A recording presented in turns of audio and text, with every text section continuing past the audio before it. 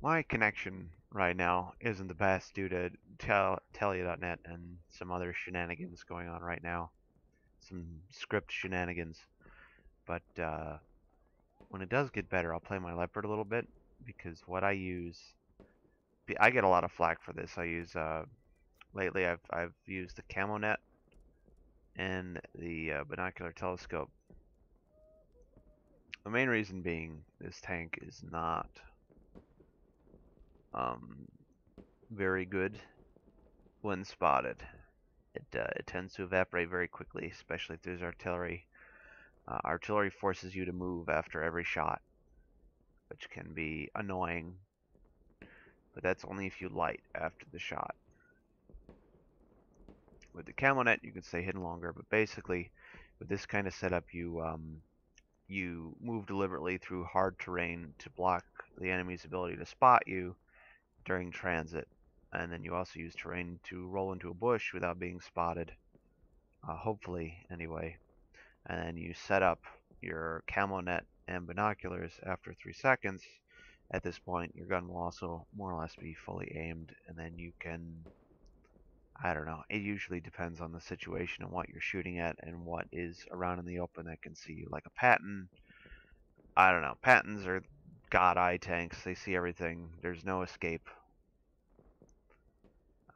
Unless it's at like extreme range.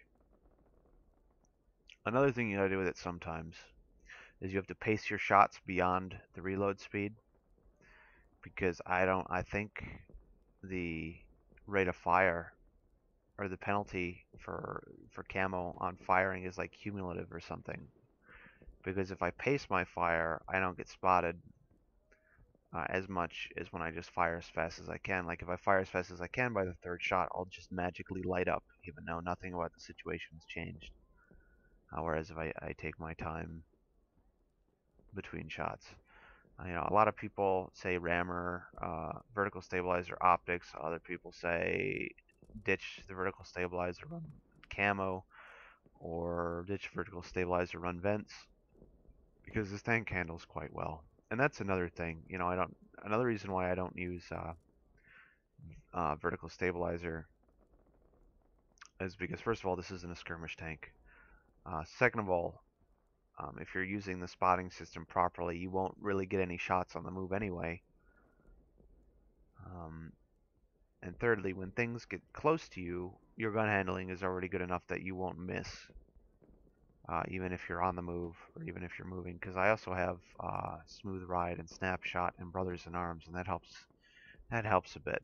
It's like a pseudo gun laying drive slash vertical stabilizer. It works out really well.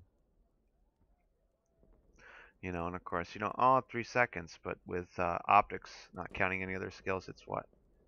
Um, 4, 451? I don't know. 10% of 410 is 41, I think. I don't know. But you get, you know, 451 or whatever versus the 25%, something like 516. So you get like an extra 60 towards spotting things in camo. So if you're trying to spot TDs or whatever, you use both terrain and you use bushes. Like you move up to bushes. Like if you have a general idea where they are, you move up through the bushes and then you set up. And if you don't see anything, you try and chart a route to a different bush that's closer without getting spotted. It's this whole ninja thing that goes on, and it's a whole lot of fun. This is not. This tank does not have the armor. It doesn't have the power to rate ratio. It doesn't have an autoloader. It's no bat chat. A bat chat can get itself out of bad situations because it has the autoloader. Not everyone knows when the autoloader is loaded, so that's also a deterrent. But in this tank, it's like I don't know, 667 rate of fire, just you know, without equipment, and that's not intimidating. You know, on the other hand, the STB-1 is a great skirmish tank because it gets that gun depression, and it also 7.5. You know, that's pretty much 0.9, almost 0.9. I don't know. It's in the vicinity of 0.9 faster rate of fire, and that's enough. That's enough of a DPM bump to help this tank get out of. Not to mention it has armor. Okay, it has fairly good armor and slope. Its gun mantlet is really thick. This tank is meant. It's the same view range as the Leopard, and this is a tank that's meant to be mid-range to close range because it has the ability to get itself out of skirmishes, and it has the ability to fight while spotted and maybe not take damage. So if you don't want to play like a sneaky bastard, but you want kind of like a sniping tank, go for the STB-1 over the Leopard 1. And if you like being a sneaky bastard from around 400, 450 meters, that general area, this is a better tank for that. However, the only issue with that is the APCR is not very effective at really long ranges. So you really, again, get into this weird area of not being able to pen things without right positioning, and you have to be close enough. You don't usually spot your own targets in the Leopard. I mean, if it's a map where you can do passive scouting, you do that, but usually you figure out what they're doing based on what your teammates have spotted, or you support the main push. This will allow you to get a lot done without getting shot at. But then tanks like the STB-1 can, drive up to a forward position, spot things, bounce things, splashes from already don't hurt it as much, and the occasional YOLO that drives that you won't be able to take 2/3 of your hit points before you manage to kill them because their DPM is a lot higher than yours. The whole idea with the Leopard is that by the time things get to you, they should be already within 1 or 2 shots because you won't really last in a straight up fight. Of course, you could just get one of these and absolve yourself of all problems. Amazing DPM, 9.09 rate of fire. You pretty much have a shot loaded whenever. You're never caught unloaded. It's a great tank. The armor is good. It's very mobile. People swear by this. They also swear by the 140. They're basically the same tank. The 140, I don't know, is a little smaller and gets more gun depression. But they have the same gun. Literally the same. If you like the 62A, you like the 140. And if you like the 140, you like the 62A. I would think. I don't know. The 140 gets one more degree of gun depression and it's a little faster in a straight line. But I still think the 62A is better because when you get into the shit, this tank is very hard to kill and it's very dangerous. Now, people don't like getting hit with that frequency. They run. They come in, they get hit 3 times and they're like, oh geez. And then they book it. This is another tank. People say rammer, vertical, and optics, but I'm using vents right now for the added reload speed buff. I don't really camp around in this tank that much. It's not fast enough exactly to be a patrol tank. It has good camo value though. So I use the vent because I find myself in situations where I'm in close proximity to other tanks more often than I find I'm driving around looking for tanks. And even then, I apply the technique I use in my Leopard, where I move deliberately through hard cover and sneak up on people through bushes. And this thing has fantastic camo for that. So, I mean, the only real thing optics is good for is those wide open maps where nobody can really hide. But on those kinds of maps, like in a tank like this, you're better off grabbing a hard position and then fighting people as they try to come around at you, and/or because this also gives you the opportunity to drive away. If they can't shoot at you, you can just drive away, and they're there already. But I don't know. There's nothing wrong with optics on this setup. You can run optics. I like vents more. It doesn't mean they're more effective than optics, because in terms of view range, they're definitely not. So, I don't know. It's only like 2.2%. So I have more like 410 view range right now instead of 440 you would get with optics. But I don't know. This isn't really a spotting tank. You can drive it that way because it's a very good camo value, and you can win a lot of camo fights that way. But I don't know. The camo value on this I find is really effective at sneaking up on people, because I get into situations I should light, where I'll light in the Leopard, but I just keep on driving in this, and Sixth Sense never pops up, and it's amazing. So I'm not really worried about running optics. It's not like I'm going driving headfirst into the woods looking for TDs.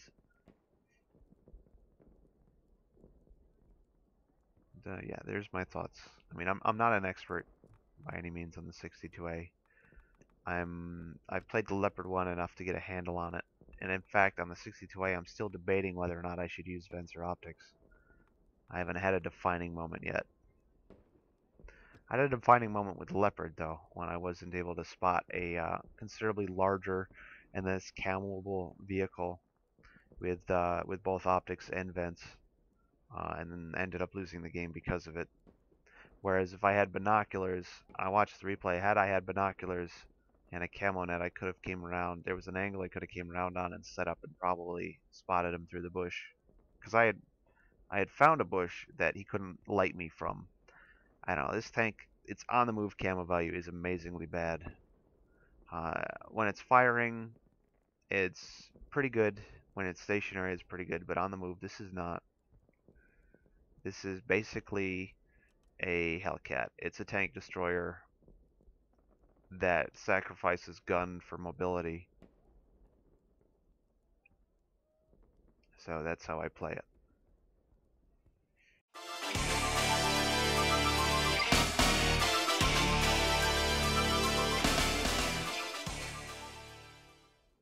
But yeah, I mean, you don't need a vertical stab. You don't need optics on this tank.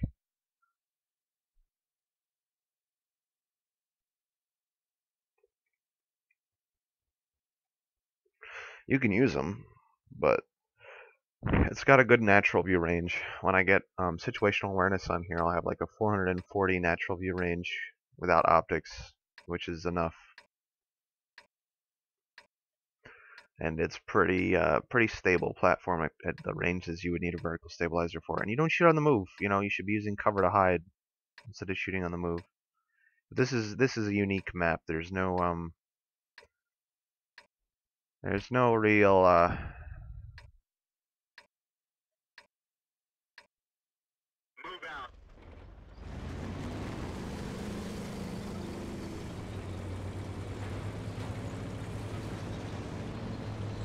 there's no real places to hide on this.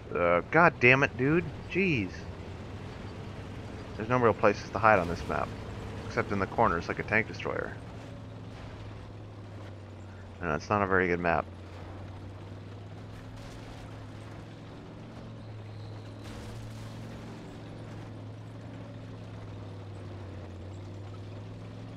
That's right, all those tree stumps I could just glide over. That's pretty good.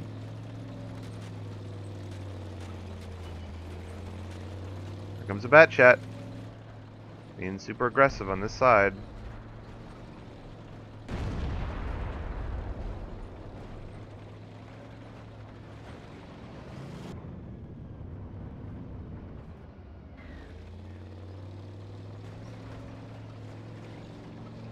Looks like I will be playing like a tank destroyer then. Okay.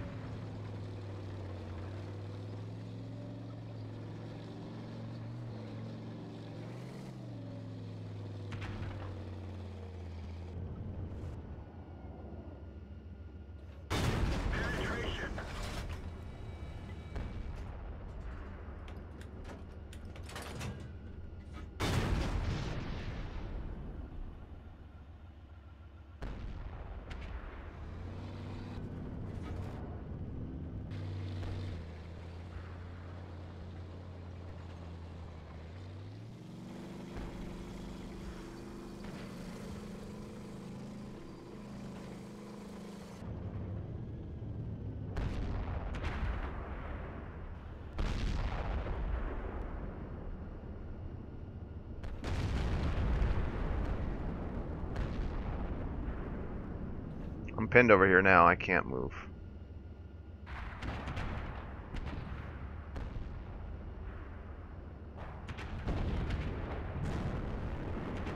That's a rock there. Oh, hello.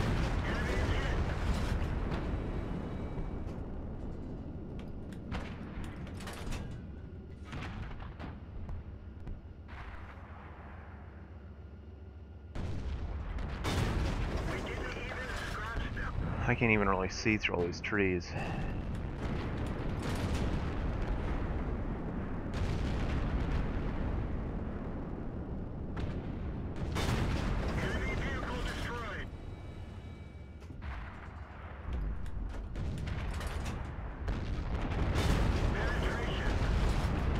Uh-oh.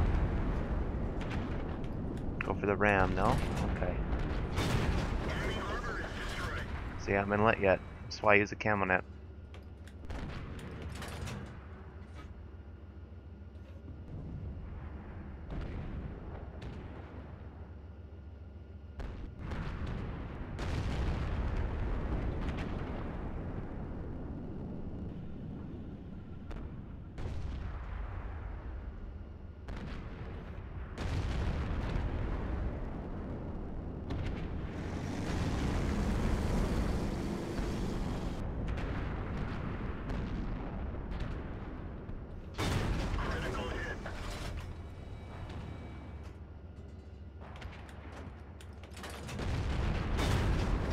Ha! Yeah, that's why I bought a 62A. It can just bounce other,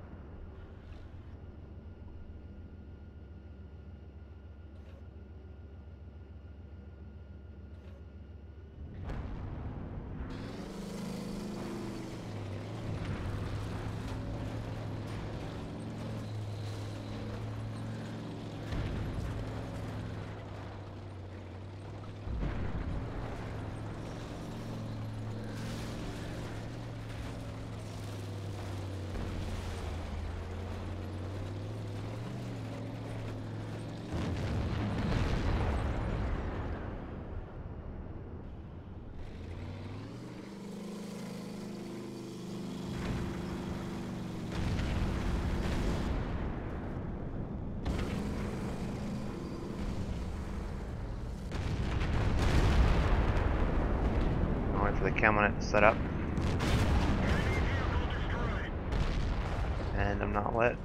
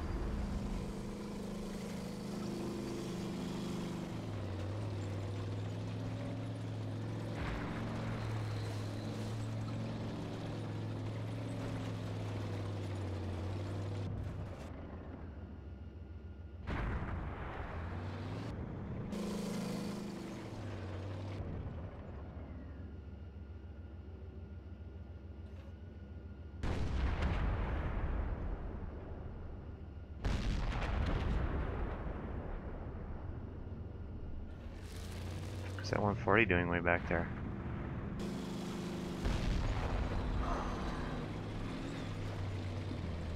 Ah, shit.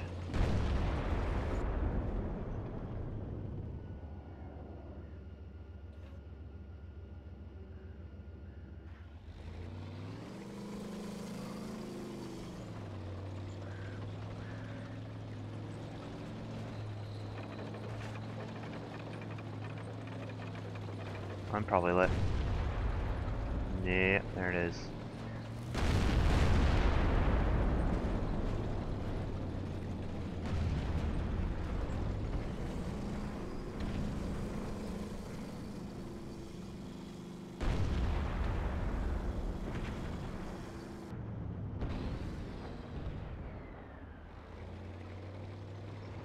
This is important, battle cruiser. Don't fuck this up.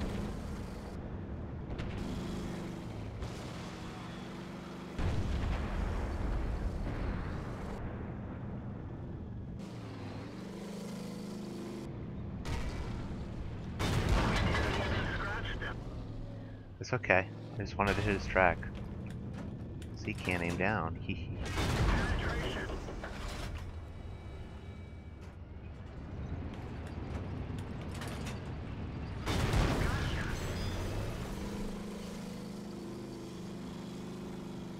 I mean, vert stab and optics are useless in close range and when stationary anyway, so. How much damage did I do?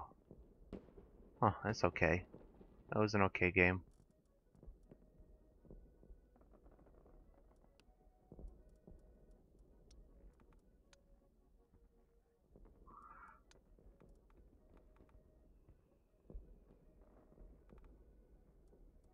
So how much experience did I make? Not much for times 5? I guess that's okay. Wait, that means I didn't even make 2,000 experience. Or, wait, no, of course I didn't. Where? I don't know, sorry, I just woke up. That's hard for me to figure out. I almost made 1,000. It's so hard to make experience in this tank. It's took me forever to get the mastery badge. I literally had to carry an entire game and get, I don't know, probably the most kills I've gotten on this vehicle, which is 7. You know, at least 7 kills to get the mastery badge in a tier 10 game.